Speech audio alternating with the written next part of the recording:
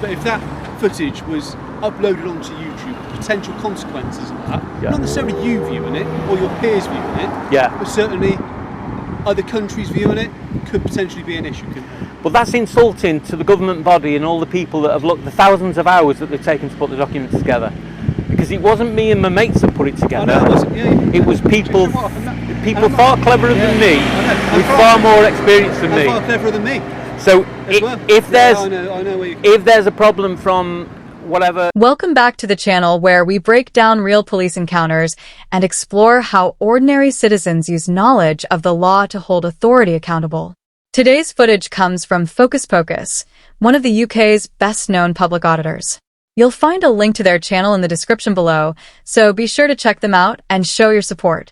If you enjoy legal breakdowns like this, hit subscribe and join us for more real-world encounters. What starts as a routine discussion about drone regulations quickly turns into officers searching for reasons to intervene. Questions become suspicions, security concerns are introduced, and the conversation begins drifting away from the actual law. Throughout it all, the auditor stays calm, sticks to the facts, and relies on official guidance rather than emotion. Let's see how this encounter unfolds. What today then? Just getting shots. What's that? Just getting shots. We're just taking photographs and that? Yeah. Okay. Excellent. That's it then, I guess? Yep. What's your understanding of Article 265?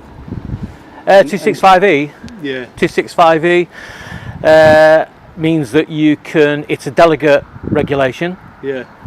It is compliance equality, and it takes you away from Cap 722. Are you aware that it's a summary offence? Yes. No, I'm compliant with it. Okay, but are you aware that Article 265 of the Air Navigation Order 2016 is a summary offence or not? What is the actual offence? And are you aware of the ramifications of that or not? What is the offence? So it's flying unmanned aircraft near to people, vessels, vehicles or structures. That's right. And it's Article 265. That's old, you know. What do you mean? Old. Are you talking about Cap 722, the 8th edition? No, I'm on about Article 265 of the Air Navigation Order. Oh, okay. And is that the as amended 2021? I don't know. Okay. I'm not entirely sure, but I'm pretty sure that the legislation is up to date. Well, it is if it's as amended 2021. So what's your understanding of it? What they did was, in 2021, they corrected any anomalies that they had. Now, if you have, let's say you have a tethered air balloon, or you have a kite, or you have, let's say you have a large gathering and you want a larger drone to be in the air for longer, then what you can effectively do is you can tether it. Now, you can either tether it with a cable, or you can tether it, you know, with power, or you can tether it with a line. And what it would do is, it would take you away from Cap 722, and it would take you into the 2016 as amended 2021 265E. It refers to it on page 28 of Cap 722, and it also refers to it on page 45. The section on page 45 is 2.1.4, the section on page 28 is 1.2.3.2. And then what it does is it tells you why it takes you over to the Air Navigation Order. And the Air Navigation Order then gives you like a prescription of what you have to do to remain within the law. And one of the things is that if I've got something that's heavier than a 249 gram drone, This is the moment preparation starts changing the entire conversation. The officer tries to frame Article 265 as a straightforward offense, hoping to establish that the operator has broken the rules. Instead of accepting that interpretation, the auditor calmly explains why the legal position isn't as simple as it's being presented. Watch how he refuses to argue emotionally. Every answer comes back to legislation amendments and official guidance. That forces the discussion away from assumptions and toward the actual wording of the law. The atmosphere changes almost instantly. Once precise legal knowledge enters the conversation, broad allegations begin losing their impact. Confidence comes from understanding the rules, not raising your voice. Would you have questioned the officer's interpretation, or waited for them to clearly explain why they believed the law had been broken? It might be bullshit, but it sounds good. How's it tethered then? It's tethered by a strong fishing line. Have you got the strong fishing line? I do. Do you suspect an offence? You realise that I only have to show you if you suspect an offence and you have reasonable suspicion. Well, you don't have to show it to me at all. Okay, well I can do if you want. That's I don't fine. mind. Well, no, I'm not. But it's a strong. It's a very strong line, strong enough that a 500-gram drone cannot escape it. Right. Okay. Well, obviously we're going to research that. Okay. Good. Okay. So. All right. You know, wouldn't be okay if it's not to, would it? Yeah. No. It's no problem at all. So whereabouts would I find that information then? If you look at CAP 722, like I say, page 28 What's and page. CAP 722? CAP 722 is a 252 page document which outlines the rules for unmanned aircraft systems, UAS, which is obviously what drones are. And it's the 8th edition that you want to look at, and that is the latest one. Right, so if I go and research now Article 265 like we just discussed, I'm going to be able to find that amendment on there that tells me that, am I?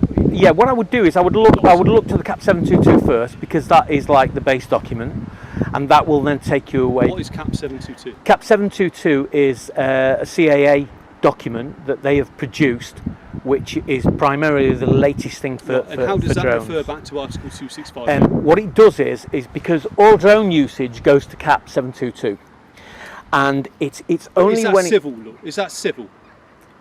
Or it's not? No, it's also commercial. It's civil and it's commercial, and it's the law. It's a government document, and what it does is you've got to understand there's a difference between civil law and criminal law. Yeah. And there's a summary offence that falls under criminal law, which Yeah. is why the police can deal with it, isn't it? Yeah. And which is why everything else comes to it. Yeah. Well, isn't it? It is. I mean, it's a government. It's a government body, the CAA, isn't it? No, I understand that, but, Yeah. but there's a difference between civil law and criminal law, isn't there? I don't know. We're talking about a summary offence, which is criminal law, Right. and we'll fall into the criminal courts. Okay. Wouldn't it? So I don't know if civil law would supersede that or not. All right. Well, the documents that they give us to go by. Basically, what I'm trying to say is, I don't want you to commit an offence either unknowingly or unnecessarily. I know. That's not what anyone wants. The whole purpose Yeah. of the order is to make sure that everyone's safe. Of course.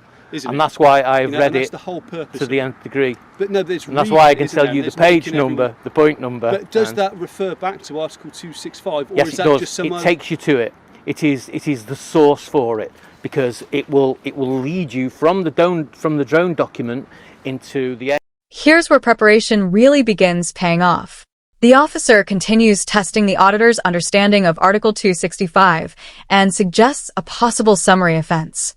But instead of hesitating, the auditor confidently references CAP 722 and even recalls the relevant page numbers from memory. That changes everything. Notice how there is no aggression, just accurate information delivered calmly and confidently. The conversation immediately shifts from general suspicion to verifying specific legal guidance. When facts replace assumptions, the opportunity for unnecessary escalation becomes much smaller. Knowledge doesn't just answer questions, it changes the direction of the entire encounter. Would you have shown the tether immediately, or waited until the officer explained exactly what offense they believed had occurred? I don't think there's a variation. I think that these what I have read and where it takes me in the document that I have read up on the latest one, and then there's the version that you've seen that hasn't updated. You must have a look at the updated document, because that's what refers to the tethering. And just to be clear, because I'm very when I have these situations, I am anal about finding out whether I am correct or not, right? Because the last thing I want is to commit an offence. So what I did, as well. So what I did was, I put it all in writing to the CAA, and they took 6 weeks to get back to me. Have you got a copy of that letter? I have, yeah. Have you got it on you now? I've got it on my phone. Can I see it? Well, what would be the advantage of me showing you that? Because then I would be able to satisfy myself. Okay. Then I lose out on a civil claim.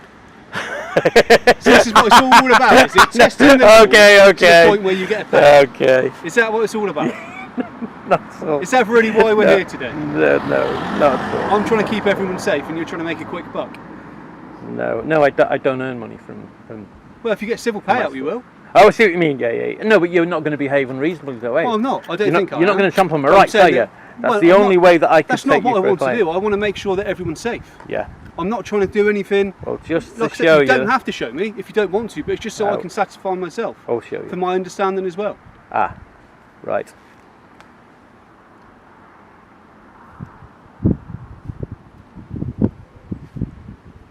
Okay.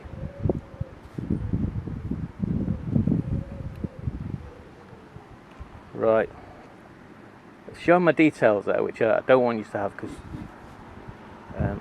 I don't like identifying. But what I will do is... I'm not going to do anything with them. I'll tell you my name. I've not got an issue with that. Well, no, but I don't have access to a computer to abuse the way that a lot of the police discipline that go on, most of them are for the abuse of computers and data within the computers. So that's what you obviously know more about that than I do. I'm not going to argue that for you. It's online. That all their disciplinary procedures are online, and I'd say 30 to 50% of them are all to do with people taking data of people like me. And This part of the encounter reveals an important shift. The officer softens his approach, explains that he's only trying to keep everyone safe, and then asks to view the Civil Aviation Authority correspondence on the auditor's phone. The auditor doesn't simply refuse. Instead, he asks a simple question. What legal purpose would that serve? That question changes everything. Rather than rejecting cooperation, he asks the officer to justify why access to his personal information is actually necessary. The discussion moves away from aviation safety and toward personal privacy and legal authority. Knowing your rights doesn't prevent cooperation. It allows you to cooperate without giving away more than the law requires. Would you have shown the email immediately or protected your personal information until a lawful reason was clearly explained? Advice, the basic regulation, because the basic regulation is CAP 722. See, and this is the problem. And then it goes to delegate regulation when it goes to another document. So the main document starts with CAP 722 and then it goes to another document. Thank you for your email and blah blah blah blah blah. Tethered operations are now covered in the ANO Article 265E. It's got a link to it. No. I would recommend you read Article 265E to find out exactly what requirements will apply to you, which I've done. As the platform is below 1 key and can be operated in the open category, which is what I am. I'm in the open category and I also I would recommend you ensure that the tether that is used is strong and robust enough to hold the aircraft and it is fitted safely and securely as not to interfere with the mechanics of the platform, which I have done. And that's from... Yeah, but no. That's from... But what it doesn't say... The Safety and Airspace Regulation Group, Civil Aviation Authority. It doesn't say you can fly within 50 metres of a building that you don't control. No, but the document that it takes you to, that you then look at is on 265E. Can you show me that or not? Well, that's for you to do. That's for you to do because I've read them all. Because there's quite a few specifications on there that you have to know. There's still a registration. It talks about the registration. It talks about having your operator's ID on the drone. It talks about the height that you can go to, and so on and so forth. Yeah. So there's a long list which is up to you to look at. Right. I would have thought now in your position, talking to me, you would know by now that I know what I'm on about. I do. Okay. So you shouldn't be pushing any further. I think I have been quite good because what I could have said is, I'm saying nothing. I think I've been quite helpful. So I think we should leave it here now, because otherwise you're going to go down a rabbit hole. I'm either a really good blagger or I know what I'm on about. It's one or the other, isn't it? Yeah. Now the conversation reaches its turning point. The officer continues looking for a regulation that might prevent the flight, questioning the email and the guidance behind it. The auditor patiently walks through every stage of the legal framework, explaining the CAA response, CAP 722, and finally Article 265E. Instead of relying on opinions, he builds his position using official documents. Little by little, the pressure begins fading. The officer is searching for certainty. The auditor already has it. Preparation often wins because facts are much harder to challenge than assumptions. Would you have continued explaining the law, or stopped and invited the officer to verify Article 265E before continuing the discussion. Okay. And it's good for you to know. No, it is. Because, I know you will get other people here that drone usage is, drone sales are up and people are using drones. It's one of those things, isn't it? It's becoming very prevalent now. Yeah, if we're honest, and it has a big impact, whether you like it or not. Whether it's legal or not is one thing, but the potential security implications are something else, aren't they? So they say. I know you've got to weigh up one against the other. Yeah, so they say. I know you've got to weigh up one against the other, but if that footage was uploaded onto YouTube, potential consequences of that, not necessarily you viewing it or your peers viewing it, but certainly other countries viewing it, could potentially be an issue, couldn't it? Well, that's insulting to the government body and all the people that have looked, the thousands of hours that they've taken to put the documents together. Because it wasn't me and my mates that put it together. I know, it wasn't. It was people far cleverer than me, with far more experience than me. Far cleverer than me. So if there's a problem from whatever, any police or any security that have a problem with drones flying over the site, then they have to lobby the MP and change it that way, rather than try and stop the lawful use by people like me. I understand that argument. I understand that argument. Yeah. Okay. All right. Well, we'll leave it there. Like we said, we're going to go down a rabbit hole, aren't we? Nice to talk to you. No benefit for anyone. Okay. Good to talk to you, and thank you for being pleasant and cordial. And you are always different than the normal police. Why'd you say that? Because I have experience with dealing with the normal police and the MOD police, and the MOD police are always far more professional. So much so that I'm going to put you in for some type of Purple Heart Award on Channel 4. Well, the rain just started, isn't it? The rain just started, so I think that's... Okay, well, I'm going. Listen, I've got to go. I'm back. I'm going back home. Oh, yeah. Which Where's is that? well, you can probably tell from my accent that it's not close by, is it? It's not. It's not down here, no. Is it? It's up near Warrington. So where's Warrington? Where? Oh, do you know what? I don't even know where that is. Wash your mouth out. Where is it? Then? It's Cheshire, Lancashire border. Oh right. Okay. Near St Helens. So I'm going. Yeah. So you're obviously not into your rugby, are you? No, not well, at all. there you go. Not no, I'm not that good at geography either. It tells, doesn't it? It shows. It shows. Well, these two guys have thanked me for breaking up their day. So. Thank you for your cooperation. No worries. Okay, right. Good to talk to you. Yeah, no, it is nice, and you do a good job on it. I wish you could make our lives a lot harder work. Well, you could do. I could move down here and be here every day with my drone. You could be. Well, no, you could not be cooperative. You told you got the tent over there. Yeah, I've got my tent. So. Yeah, you could be uncooperative, and no one wants that, do they? Everyone wants to come and have a nice exchange because everyone's looking for the... This final exchange perfectly illustrates how accountability works. The officers raised broader national security concerns, suggesting that drone footage could potentially create risks beyond the immediate situation. Rather than becoming defensive, the auditor calmly redirects the conversation back to the law. He explains that if society believes drone regulations should change, that decision belongs with Parliament, not with officers placing additional restrictions on people who are acting lawfully. That single point changes the entire discussion. Instead of debating a legal offense, everyone is now discussing personal opinions about public policy. And those are two very different things. Understanding your rights allows you to stay calm, remain respectful, and separate legal obligations from personal opinions. That's often where the biggest difference is made. What would you have done in this situation? Would you have continued discussing the security concerns, or politely ended the conversation once it became clear that no law had been broken? Let us know your thoughts in the comments. If you enjoy breakdowns that examine real encounters and explain the legal principles behind them, don't forget to like this video, subscribe to the channel, and turn on notifications. Because the best time to learn your rights is long before you ever need them.